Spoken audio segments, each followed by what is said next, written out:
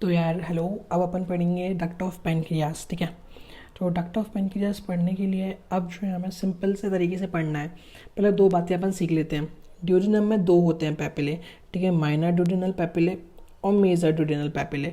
ठीक है, तो ये याद रखना होगा आपको। फिर जो हमें जो मेन डक्ट हैं पैनक्रियास की दो ही हैं। एक तो हुई आपकी main pancreatic duct and accessory pancreatic duct. ठीक है। अब जो है आपको ये याद रखना है, जो मेन पैनक्रियाटिक डक्ट है उसको हम पहले पढ़ रहे हैं। तो मेन पैनक्रियाटिक डक्ट यहाँ से स्टार्ट होती है, मतलब टेल पार्ट से स्टार्ट होगी, सीधे सीधे आएगी। It is moving downward and backwards. ठीक है ना, डाउनवर्ड जा रही है और देखो पीछे की ओर जा रही है। अब ये यहाँ से आके आपकी पूरी मतलब बॉडी को क्रॉस किया है इसने, अब ये नेक को क्रॉस करेगी एंड फाइनली हेड में आके यहाँ तक आ जाएगी।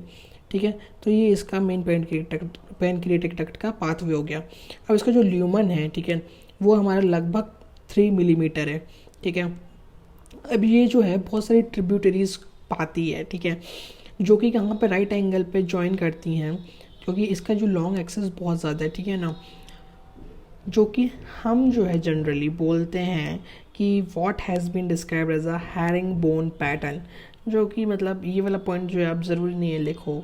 ठीक है, मेन जो मैंने बताया ये बताना है आपको कि कहाँ से टेल से स्टार्ट होती है और इजीली ये जो है वाइट कलर की होती है, तो इजीली रिकॉग्नाइज्ड हो जाती है।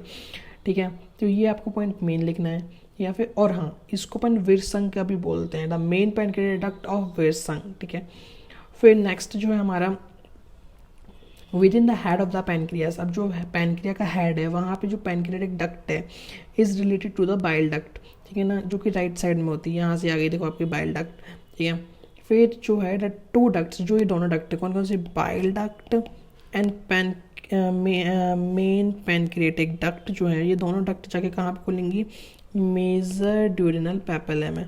ठीक है ना, to form hepatopancreatic ampulla of Vater. ठीक है ना, ये आपको याद रखना है। फिर आपको बस इतना ही याद रखना है इसमें वाले पॉइंट में। ठीक है ना, फिर आपके हो जाती है नेक्स्ट होती है एसेसरी पैनक्रियाटिक डक्ट ऑफ सैंटोरनी। वो कहती है विरसंग की थी, मेन पैनक्रियाटिक डक्ट ऑफ विरसंग। ये क्या है, एसेसरी पैनक्रियाटिक डक्ट ऑफ सैंटोरनी। अब जो ये मेन पैनक्रियाटिक डक्ट थी हमारी, वो काय में खोली है, मेजर ड्यूडिनल पैपिला में। तो ऑब्वियस सी बात ये काय में खोलेगी, माइनर वाले में। ठीक है। Is the lower part begins in the lower part of the head, यहाँ से स्टार्ट होती है, और सॉरी यहाँ से स्टार्ट होती है and then finally which it sorry यहाँ से स्टार्ट होती है एंड यहाँ से सीधे जाती है, ऐसा पाथवे रहता है। तो ये यहाँ से किस किस को क्रॉस कर रही है, यहाँ से क्रॉस कर रही है आपकी मेन पैनक्रियाटिक डक्ट को, यहाँ से बाइल डक्ट को, एंड ये सीधी ऐसे जाएगी। ठीक है। फिर जो हमारी communicates and open into duodenum at the minor duodenal papilla. इसका जो है जो एसेसरी पैनक्रियाटिक डक्ट है वो सिचुएटेड होती है 6 to 8 centimetre distal to the pylorus. Pylorus हमें कहाँ पड़ता है, एंटीरियर सरफेस में, काय के, हमारे नेक के। ठीक है ना, जो हमें याद रखना है, पाइलोरस पढ़ा था हमने कहाँ पे, नेक में, एंटीरियर सरफेस में। और वहीं पे हमने पोस्टीरियर सरफेस में पढ़ा था कि हमारे सुपीरियर मेसेंट्रिक वेन जो है उसका टर्मिनेशन होता है, पाइलोरिक वेन का इनिशिएशन होता है, पोस्टीरियर वाले में पार्ट में पढ़ा था उसमें। अब जो ये है, ठीक है, अब इम्पॉर्टेंट लाइन जो यहाँ पे याद रखनी है वो ये है, the two ducts remind the double origin of pancreas. एक जो है हमारी एक्सेसरी वाली, दूसरी हमारी कौन सी, मेन वाली।